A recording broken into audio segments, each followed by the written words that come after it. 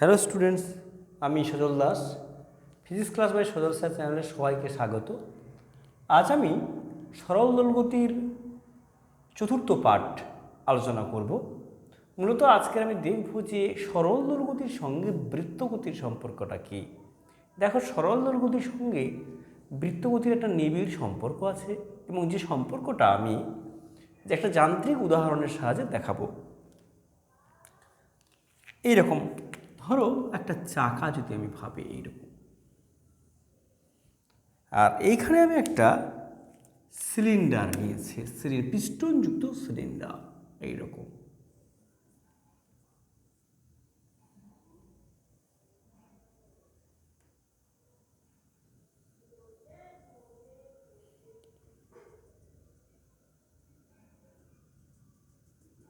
এইরকম আছে।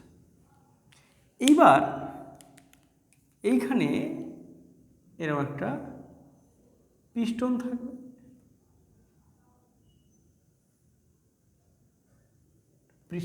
পিস্টন আছে, আর পিস্টনটাকে আমি একটা দণ্ডের সাহায্যে চাকার গায়ে এইভাবে আটকে রেখেছি। চাকার গায়ে একটা কথা তোমাদের বলি, এটা একটা চাকা, এটা কিন্তু ফিক্সড নয়। এই পয়েন্টটা মানে এইখানে এই চাকা গায়ে কিছুটা আটকানো আছে, তার সঙ্গে এইভাবে ইজিভাবে, যাতে এটা ঘোরালে এটাও ইজিভাবে সরতে পারে বিভিন্ন অবস্থানে। তো এখন আমি চাকাটাকে ঘোরাচ্ছি, ও বিন্দুর রেসপেক্টে আমি ঘোরাচ্ছি। পিস্টনটা যখন এইরকম জায়গায় আছে, এটা মনে করো 1 নম্বর, এই 1 নম্বর অবস্থানে আছে। যখন চাকাটাকে ঘুরিয়ে ঘুরিয়ে আমি 1 থেকে 2 আনবো, পিস্টনটা সরে এরকম 2 নম্বর অবস্থানে চলে আসবে।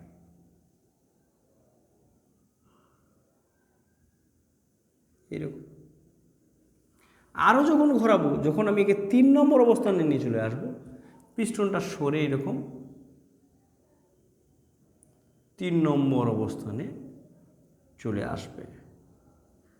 তোমরা দেখে থাকবে যে টিভিতে ক্যাস্ট্রলের অ্যাড দেয়, যখন দেখবে ইঞ্জিনের মধ্যে একটা পিস্টন যাতায়াত করতে থাকে, উপর নিচে যাতায়াত করতে থাকে। তো এটা ঠিক সেই রকম, এটা কন্টিনিউ এরকম ঘুরবে। আর এটা মানে যখন আমি চাকাটাকে ঘোরাবো, এই প্রথম অবস্থানে এখানে ছিল, তখন আমি চাকার এই মানে চাকার 1 নম্বর অবস্থানের সঙ্গে আটকানো ছিল। যখন ঘোরানো হবে, তাই সাইড দিয়ে চলতে থাকবে, চলতে চলতে যখন এইখানে আসবে, তখন চাকাটা সরে 1 থেকে 2, 2 থেকে কী হবে 3-এ আসবে। আরও যখন ঘোরানো হবে, তখন এই পয়েন্টটা তখন ধীরে ধীরে কী হবে, চাকাটাকে দূরের দিকে সরিয়ে নিয়ে চলে যাবে। 3 থেকে আমি কী করবো, 4-এ আনবো, 4 থেকে আবার 1-এ, তাহলে 3 থেকে 4, 4 থেকে আবার 1-এ। তোমরা লক্ষ্য করে দেখো, এখানে চাকাটা যখন একটা পূর্ণবৃত্ত আবর্তন করলো, ততক্ষণে পিস্টনটা একটা পূর্ণ দোলন সম্পন্ন করলো। প্রথমে এখানে ছিল, আমি চাকার সঙ্গে একটা দণ্ডের সাহায্যে পিস্টনের সঙ্গে আটকানো ছিল। চাকাটা যে আমি ঘোরাবো, পিস্টনটাকে আমি ধীরে ধীরে সরে আসবে।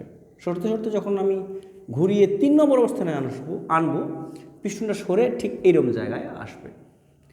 আরও যখন ঘোরাবো, এবার কী হবে, ধীরে ধীরে রিভার্স মানে বিপরীত দিকে চলতে থাকবে। এইভাবে যতক্ষণ চাকাটা ঘুরবে, এইভাবে কী হবে, পিস্টনটা এই সরল দোলগতির নিয়মে, প্রথমে আমি যদি ভাবি এটা এক্সট্রিম অবস্থানে এদিকে এক্সট্রিম অবস্থানে আসবে, আবার এখান থেকে সাম্য থেকে আবার এক্সট্রিম। তো একটা পূর্ণ আবর্তনে, চাকাটার একটা পূর্ণ আবর্তনে পিস্টনটা একটা পূর্ণ দোলন সম্পন্ন করে নেয়। তো আমরা দেখতে পাচ্ছি যে বস্তুটা সরল দোলগতিতে আছে, সে অবশ্যই বৃত্তগতিতে আছে। আমি যদি ভেবে নিই যে একটা পিস্টন যেমন সরল দোলগতি সম্পন্ন করছে, তার 1 থেকে 3-এর মধ্যে যে দূরত্বটা, একটা হচ্ছে গিয়ে বৃত্তের ব্যাসের সঙ্গে সমান। মানে আমরা বলতে পারি যে এই পথ বরাবর অ্যাকচুয়াল কোণাটা সরল দোলগতি সম্পন্ন করছে। মূলত করা হয় কি, বৃত্তের পরিধি থেকে ব্যাসের উপর লম্ব টানলে লম্বের পাদবিন্দুই মূলত কোণার অবস্থানকে সূচিত করে বা নির্দেশ করে। তো লক্ষ্য করে দেখো, যখন পিস্টনটা 1-এ আছে, তখন কোণাটা মনে করো এরকম জায়গায় আছে, বা পিস্টনটা এরকম জায়গায় আছে। যখন চাকাটা ঘুরে এরকম জায়গায় এলো, তখন পিস্টনের অবস্থান নির্দেশ করার জন্য কী করবো, আমি এখান থেকে লম্ব টেনে নেব, তাহলে অ্যাকচুয়াল এখন কোণাটা কোথায় আছে বা পিস্টনটা কোথায়? সামনে। দেখো এই 1 থেকে 2 মানে সামনে চলে এলো। আরও ঘোরাবো তখন 3-এ তখন পিস্টনটা এরকম দিকে চলে আসবে। এবার যখন আরও বেশি ঘোরানো হবে তখন কি হবে? পিস্টনটা রিভার্সে যাবে। 3 থেকে 4, 4 থেকে আবার কত? 1। এইভাবে একটা পূর্ণ বৃত্তপথ আবর্তন করা মানে পিস্টনটা একটা পূর্ণ দোলন সম্পন্ন করে নেওয়া। তাহলে আমরা বলতে পারি যে বস্তুটা বৃত্তগতিতে আছে, যে বস্তুটা সরল দোলগতিতে আছে সে অবশ্যই বৃত্তগতিতেও আছে। বৃত্তের পরিধি থেকে ব্যাসের উপর লম্ব টানলে লম্বের পাদবিন্দুই মূলত সরল দোলগতি সম্পন্ন করবে। তো আমরা যখনই কোনো একটা বস্তুকণা সরল দোলগতিতে আছে তাকে নির্দেশ করব, তার জন্য আমি একটা নির্দেশ বৃত্ত নেব। আমি যদি এই বৃত্তের পরিধি থেকে ব্যাসের উপর লম্ব টানি, লম্বের পাদবিন্দুই মূলত সরল দোলগতি সম্পন্ন করবে।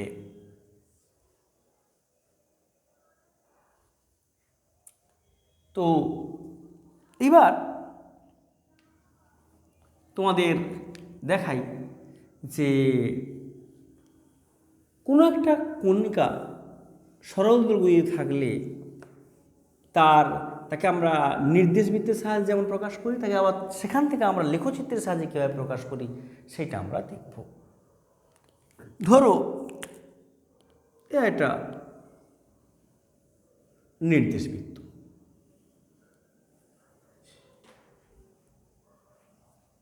নির্দেশ বৃত্ত। আমি কোণার অবস্থানটাকে দেখানোর জন্য নির্দেশ বৃত্তের সাহায্য নিয়েছি এবং কি করব? লেখচিত্রের সাহায্যে তাকে আমরা রিপ্রেজেন্ট করব এইভাবে।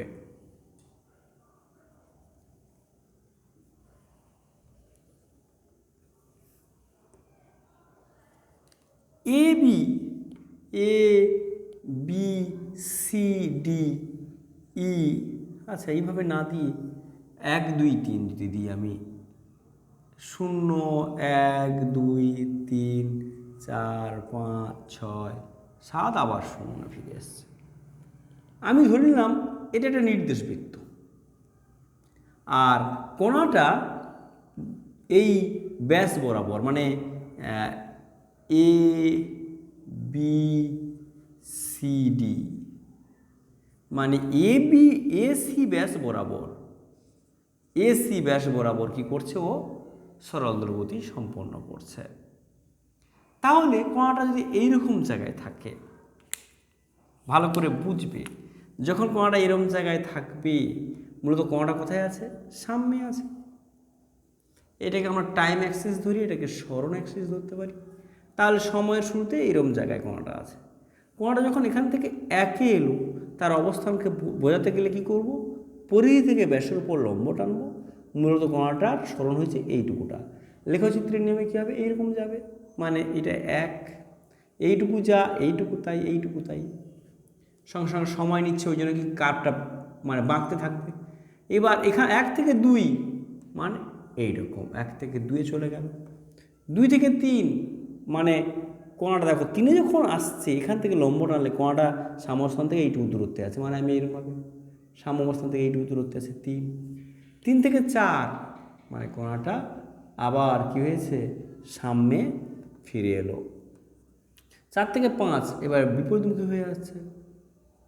5 থেকে 6 একেবারে এক্সট্রিমলি চলে গেছে বিপরীত দিকে। 6 থেকে 7,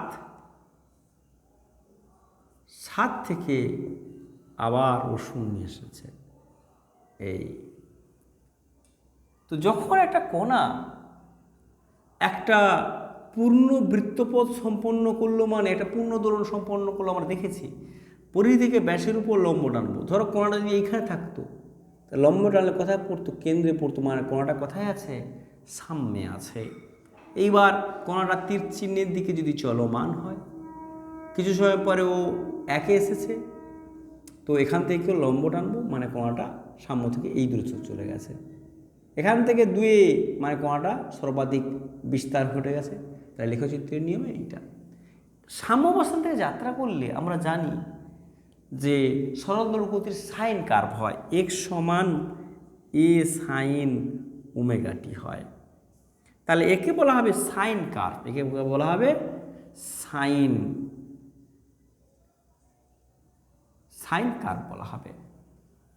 আমরা এবার কোসাইন কার্ভ করতে পারি কিভাবে? কোনটা যদি এখান থেকে যাত্রা না করে এখান থেকে যাত্রা শুরু করতো, তাহলে সেক্ষেত্রে কী হতো, এখান থেকে হলে আমি কার্ভটা এখান থেকে শুরু হতো 2 থেকে 3, মানে আমি এইভাবে করব 2 থেকে 3, 2 3, 3 থেকে 4, 4, 4 থেকে 5, 5, 5 থেকে 6, মানে বিপরীত দিকে চলে গেছে 6, 6 থেকে 7, 7 থেকে আবার কোথায় 0, 0 থেকে 1, 1 থেকে আবার কোনটা কোথায় চলে যাবে 2, এই একটু এইভাবে হবে এই।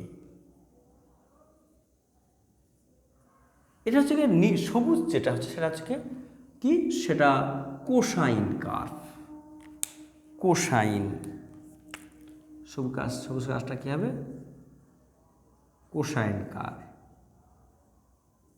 তাহলে কোনো কোণা যদি গতিপথের সাম্যাবস্থান থেকে যাত্রা শুরু করে তাহলে সেক্ষেত্রে কী হবে? তার সাইন কার্ভ হবে। আর প্রান্ত থেকে যাত্রা শুরু করলে তার কী হবে? কোসাইন কার্ভ হবে। এইভাবে আমরা সরল দোলগতিতে দোলায়িত কোনো কোণার আমি লেখচিত্র সহায়তাকে দেখাতে পারি। তো যারা আমার অনলাইন এবং অফলাইন ক্লাস করতে চাও তারা আমার 9002175717 নাম্বারে যোগাযোগ করবে। এবং নতুন নতুন ভিডিও পেতে please like, subscribe and follow my channel.